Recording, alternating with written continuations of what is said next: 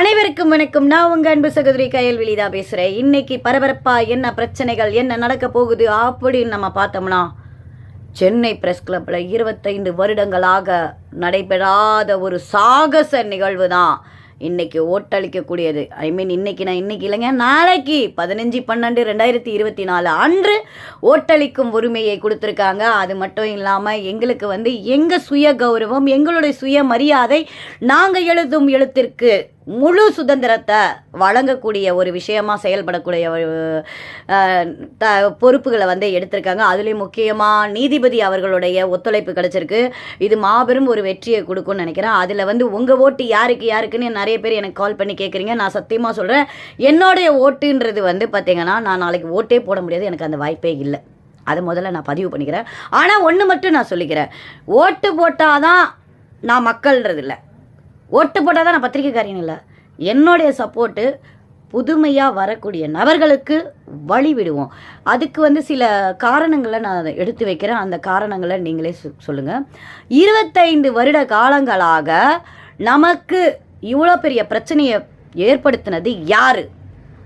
அசத்துல்லா என்பவர் மீது எப்படி எஃப்ஐஆர் விடப்பட்டது? அசத்துல்லா எவ்வளோ ஒரு விஷயங்களை செஞ்சார்?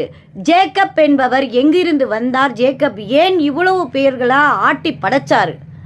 அது மட்டும் இல்லாமல் சென்னை பிரஸ் கிளப்னாவே மகிழ் மன்றம், குடிக்கலாம், படுக்கலாம், என்ன வேணா சீட்டாடலாம். ஆனால் உண்மைகளை வெளியிடுற தைரியம் இருக்கான்னு கேட்டால் இல்லை. நீங்கள் வாங்கி உங்கள் கல்லாக்குள்ளா பணத்தை போட்டுக்கிட்டு நியூஸை போட மாட்டேன்னு அராஜகம் பண்ணுவீங்க.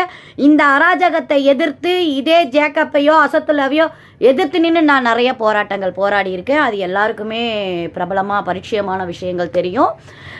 இந்த இடத்துல என்னடா திடீர்னு எலெக்ஷனை பற்றி பேசாமல் இந்த விஷயத்தை பேசுகிறாங்கன்னா, இதுதான் ரொம்ப முக்கியம். இன்னைக்கு அரசாங்கமாக இருக்கட்டும், இன்னைக்கு ஆளுங்கட்சியாக இருக்கட்டும், இல்லை ஆண்ட கட்சியாக இருக்கட்டும், நாளை மலரும் புது கட்சியாக கூட வரட்டும், எதுவுமே நமக்கு நிரந்தரம் இல்லைங்க. இன்னைக்கு ஆண்டவங்க பண்ணுற தப்பை என்னைக்கு நாம் தைரியமாக சொல்கிறோமோ, ஆண்டவர்கள் என்ன பண்ணுவாங்க, அதை திருத்திக்குவாங்க. நாம் அதை பயந்து ஓடுறது முதல்ல அது ஒரு தப்பு. இன்னும் ஒன்று, எல்லாரும் சொல்லுவாங்க, லீடிங் பார்ட்டியை நீ அடிக்கிறிய கயல், உனக்கு உயிருக்கு பிரச்சனை வந்துடும் கயல், எல்லாருமே என்னை மிரட்டியிருக்காங்க. ஆனால் நான் சொல்கிறேன், இதுவரைக்கும் திமுகவில் பல செய்திகளை வெளியிட்டிருக்கு, திமுக சார்பாக எத்தனையோ உண்மைகளை வெளியிட்டிருக்கேன். ஆனால் பிரச்சனைகள் அனுபவிச்சேன், நான் அதெல்லாம் இல்லைன்னு சொல்லலை. ஆனால் இன்னைக்கு என் சிஎம் கிட்ட எனக்கு ஒரு மரியாதை இருக்குது, எடப்பாடி ஐயா கிட்ட ஒரு மரியாதை இருக்குது, ஓ பன்னீர்செல்வம் ஐயா கிட்ட மரியாதை இருக்குது, இரும்பு பெண்மணி ஜெயலலிதா அம்மா கிட்டேயும் எனக்கு ஒரு மதிப்பு இருந்தது. ஏன் அப்படின்னா அவங்களுக்கு தெரியும் நான் யாருன்னு. அந்த அளவுக்கு தான் என்னுடைய தனி திறமையை காட்டியிருக்க, ஒரு பத்திரிகையாளராக பேசும் பொருளாக மாறியிருக்கு. இன்னைக்கு கயல்விழி ஒரு செய்தியை சொன்னால் அது எந்த அளவுக்கு உண்மை இருக்கும்ன்றதையும் வெளிப்படைத்தன்மையாக காட்டியிருக்கேன். இந்த இடத்துல கயல்விழி என்ன சொல்ல போகிறேன் அப்படின்னா, ஒற்றுமை டீம்னு ஒரு டீம் இருக்குது, தனித்து போராடுவர்கள் இருக்கிறார்கள், மற்ற டீம்கள்லாம் இருக்குது. இதில் முக்கியமாக நம்ம கவனிக்க வேண்டியது என்ன தெரியுங்களா? சென்னை பிரஸ் கிளப்ன்றது பத்திரிகையாளர்களுக்குடைய முக்கியமான ஒரு இடம். அந்த இடத்த நாம் தக்க வச்சுக்கணும்.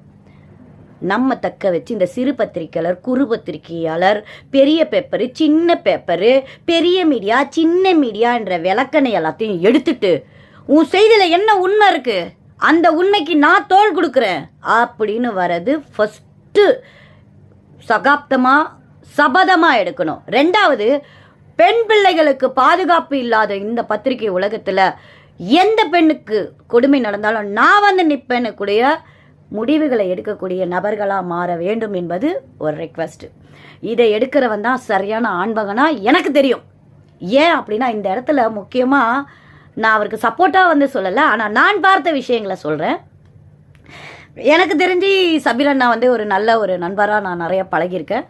ஆனால் அவருக்கு என்னை பற்றி நல்லா தெரியும். சாக்ரிஃபைஸே பண்ண மாட்டேன், இவட பேசுகிறதே வேஸ்ட்டுன்னு கூட என்னை திட்டியிருக்காரு. ஆனால் என்னுடைய உண்மைகளை அவர் ஏற்றுக்குவார். அதே மாதிரி தான் பிரபுதாஸ் சாதாரண ஒரு மனிதராக மக்கள் தொலைக்காட்சியில் செய்தி வாசிப்பாளராக வந்தார். அவருடைய வெற்றிப்படிகளை பார்த்திங்கன்னா, தன்னோட சக பயணம் பண்ணக்கூடிய செய்தி வாசிப்பாளர்களுக்கு பிரச்சனைனா யாருமே குரல் கொடுக்க அந்த டைமில் இல்லை.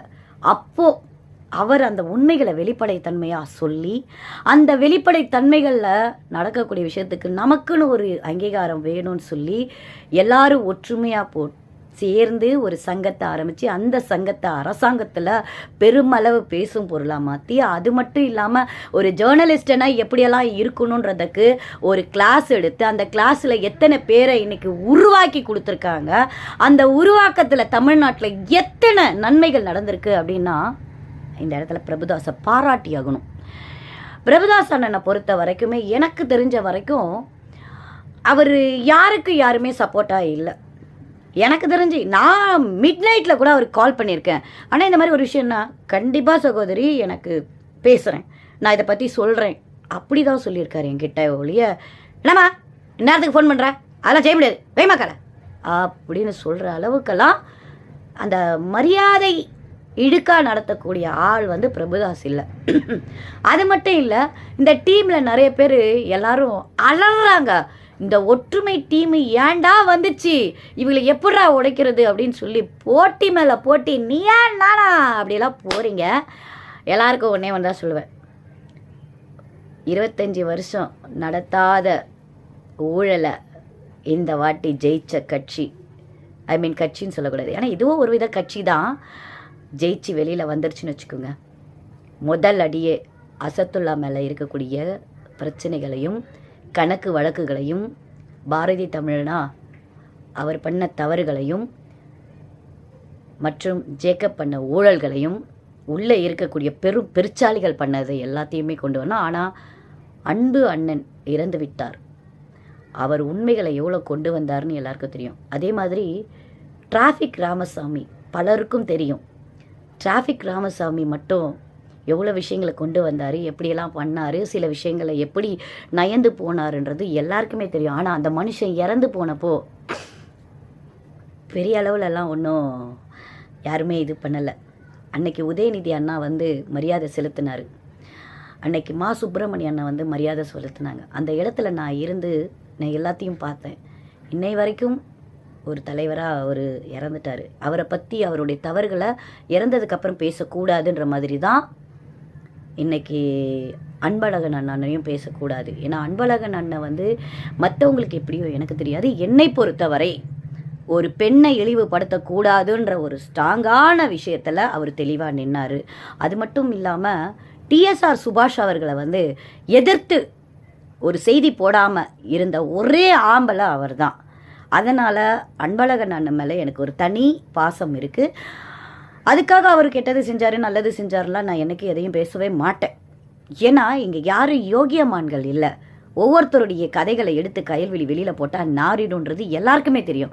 அதனால் இப்போ நாம் செய்ய வேண்டியது என்ன, ஒற்றுமை டீமோட ஒற்றுமையாக இருந்து நம்ம ப்ரெஸ் கிளப்பை மீட்டெடுக்கணும். ப்ரெஸ் கிளப்பை மீட்டெடுக்கிறது மட்டும் இல்லாமல் டிஎஸ்ஆர் சுபாஷ் கிட்ட இருக்கக்கூடிய சொத்துக்களை முதல்ல அரசாங்கம் திரு ரவீந்திரதாஸ் ஐயா அவர்கிட்ட இந்த பத்திரிகையாளர்களுக்கெல்லாம் இந்த இடத்த கொடுங்கன்னு சொல்லி கொடுத்த இடத்த ஆக்கிரமிப்பு பண்ணி அதை இன்னைக்கும் கலவர பூமியாக மாற்றி வச்சிருக்க டிஎஸ்ஆர் சுபாஷ் மீது நடவடிக்கை எடுக்கணும். டிஎஸ்ஆர் சுபாஷ் வந்து ஒரு ஆளுன்னு நினச்சிக்கிட்டு அவருக்கு நீங்கள் யாரும் பயந்து எதுவும் பேசக்கூடாது. உண்மைகளுக்கு நேர்மையான ஒரு ப்ரெஸ் கிளப்பாக மாறணும்.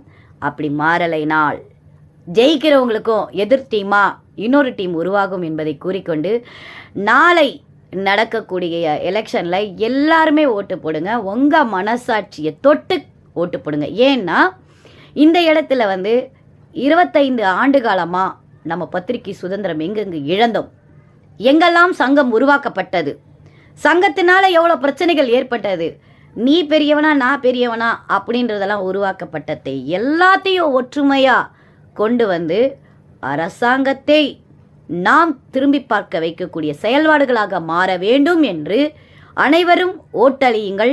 யாருக்கு ஓட்டளியுங்கள் என்று கூற மாட்டேன், ஆனால் உங்கள் ஒவ்வொரு ஓட்டும் பொன்னான ஓட்டு. அந்த ஓட்டில் வந்து நம்மளுடைய தலைமுறையை மாற்றக்கூடிய ஒரு செயல்பாடாக இருக்கணும். வருங்காலத்தில் தலைவர்களாக மாறும் அனைவருமே நல்ல செயல்பாடுகள் செய்தால் நாளை நீங்கள் உச்சத்திற்கு செல்வீர்கள். இல்லை என்றால் அசத்துல்லாவுக்கு போட்ட எஃப்ஐஆரை உங்களுக்கும் போட 10 செகண்ட் ஆகாது. யோசனை பண்ணி நல்ல தலைவர்களாக உருவாகி நல்ல விஷயங்களை செய்ய வேண்டும் என்று கேட்டு விடைபெறுகிறேன். வணக்கம்.